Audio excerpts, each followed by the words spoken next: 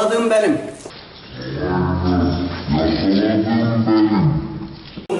Bak, başlamayın. Bekle. Bak ben bulduğumda sen burayı bir ay toplayamazsın. Ben sizin hepinizle bav ederim.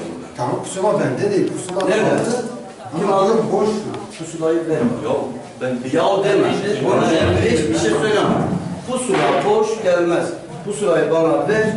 Bak ben burayı bulurum o pusulayı. Bak o pusulayı bulurum. Yok, üstad namazını yaptınız mı? Var diye. He? Yapın üstleramalarını yapın. Bakın bir daha bakın. Bir daha bak. Şurada iş düşün.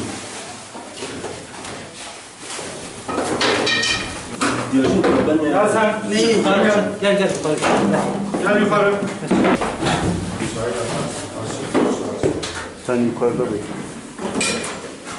Şu yatakların oradan para hepsini indirsin aşağı. Banka size gönderdim. Yatakları indirin aşağı. Bana bak. Böyle İndir. İndir aşağı. Çıkart.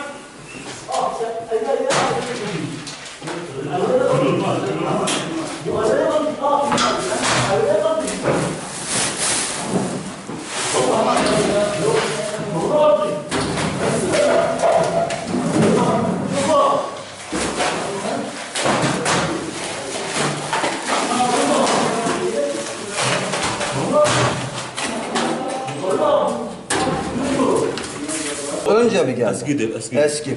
Bugünkü gelen ne oldu? Buraya mı düştü? Evet.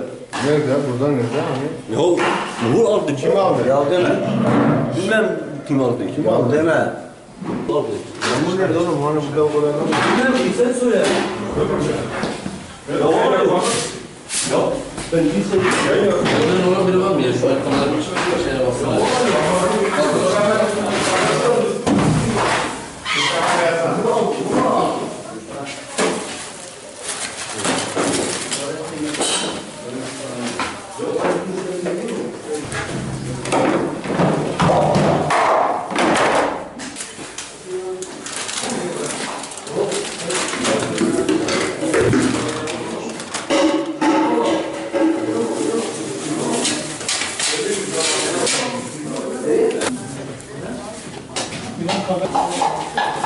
Ne?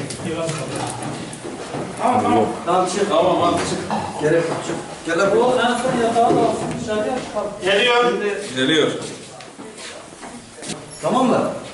Aynen. Yakaladığım benim. Son. Saklama yok. Yakalayamadım senin.